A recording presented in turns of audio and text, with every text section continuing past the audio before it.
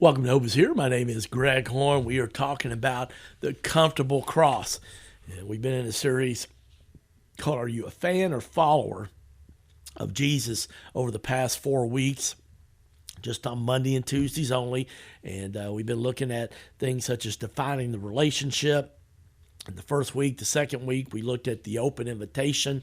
Last week, we looked at choosing intimacy. And today, we're continuing looking at the comfortable cross, and that, unfortunately, 2,000 years since Jesus died a horrific, brutal death on the cross, we made the cross kind of comfortable.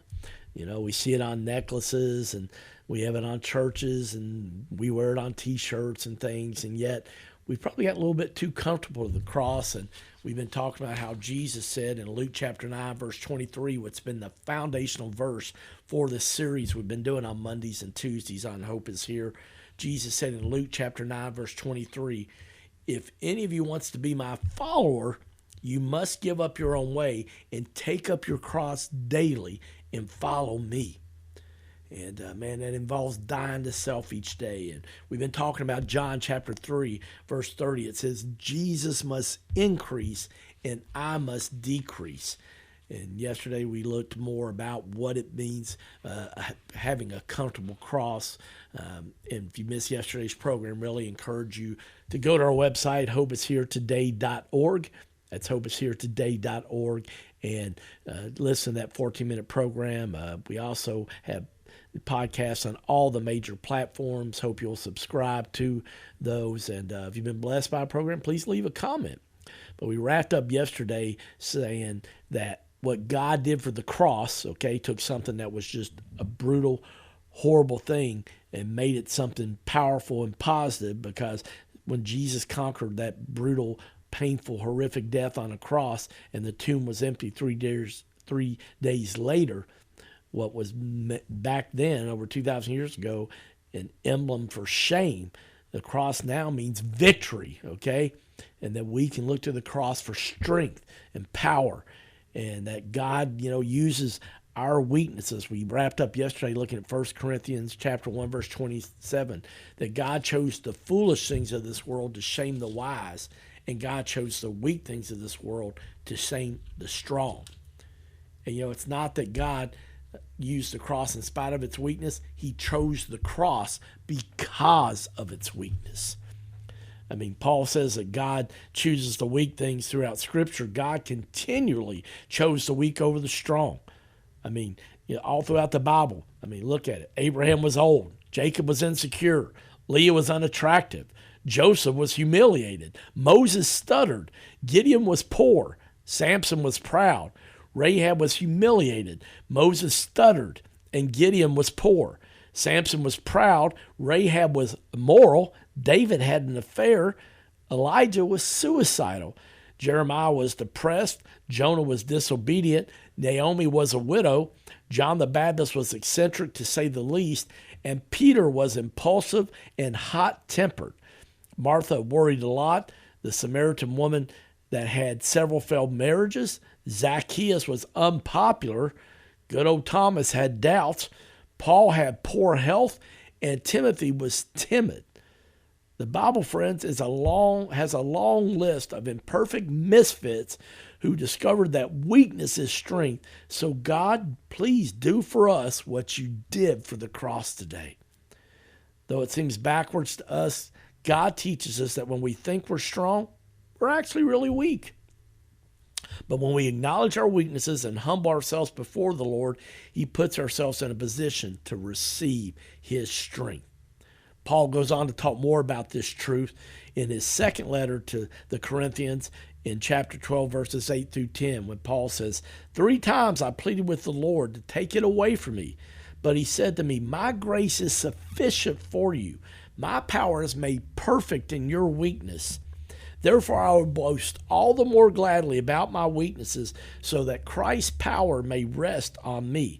That is why, for Christ's sake, I delight in weaknesses, in insults, in hardships, in persecutions, and in difficulties.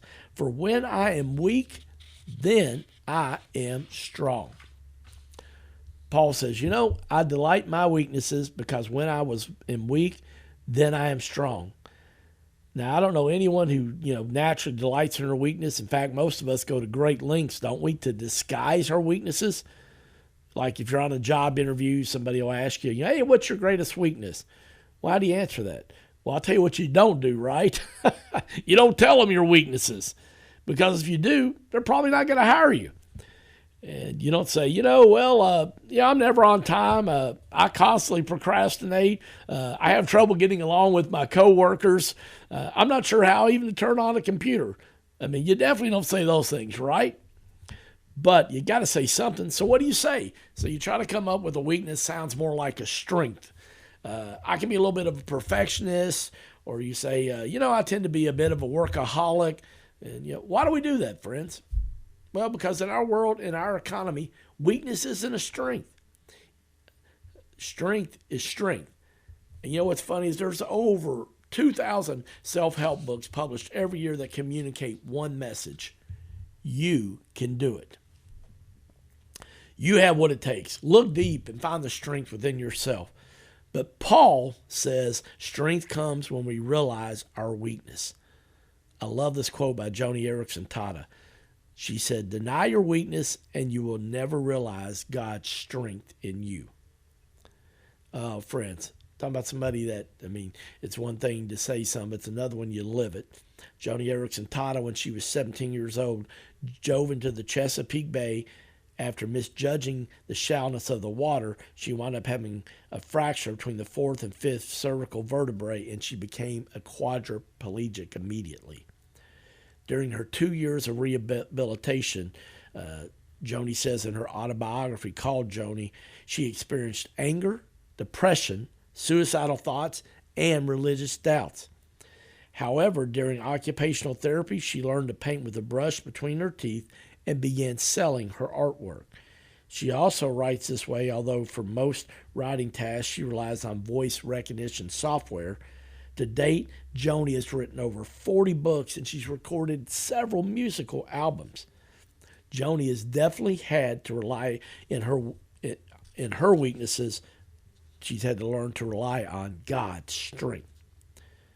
But let's go back for a second there and look at that 2 Corinthians chapter verse 8. 3 times I plead with the Lord to take it away from me. You got to ask this morning, have you ever asked God to remove something from your life? Paul, we actually don't know what that was, and he asked for God to remove something. Maybe it was a problem with his vision, his eyes, or some other physical ailment. However, we really actually don't know. But friends, that's when we look at the cross and know that Jesus understands our pain and suffering. Fast forward several years later, in 2010, Joni announced that she had been diagnosed with stage 3 breast cancer. She underwent a mastectomy and chemotherapy. Her treatment proved successful and she was declared cancer-free in 2015. In November 2018, Joni was diagnosed with a malignant nodule for her chest wall near the site of her original cancer. Radiation treatments for the nodule proved successful, and in July 2019, she announced that she once again had been declared cancer-free.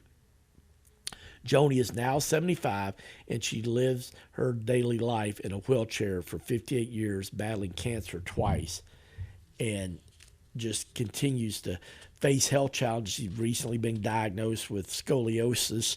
Saw a powerful little short video on a YouTube channel called Joni and Friends. I encourage you to check it out. It was released over the past 6 months, and she just talked about, even with this scoliosis in her spine, that the joy of the Lord is her strength. And friends, if Joni Eareckson Tada can say that, friends, we can too. I want to close today looking at Hebrews chapter 12, verses 1 through 3. It says, therefore, since we are surrounded by such a great cloud of witnesses, let us throw off everything that hinders and the sin that so easily entangles us. And let us run with perseverance the race marked out for us, fixing our eyes on Jesus, the pioneer and the perfecter of faith. For the joy set before Jesus, he endured the cross, scorning its shame, and he sat down at the very right-hand throne of God. Consider Jesus, who endured such opposition from sinners, so that you will not grow weary and lose heart. Friends, if you're in pain today, I want to encourage you to follow Joni's example that we talked about earlier and Jesus' example of the cross, and look for the joy of the Lord to be your strength today. I want to share in the few minutes we have left here today 4 things that I think we can learn from Hebrews chapter 12, verses 1 through 3. Number 1, we need to look to other people of faith when we get weary.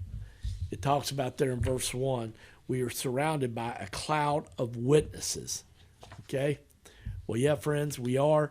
And, when we get discouraged, man, I look to other people that have exhibited great faith. I look to people like Joni Eareckson Tada.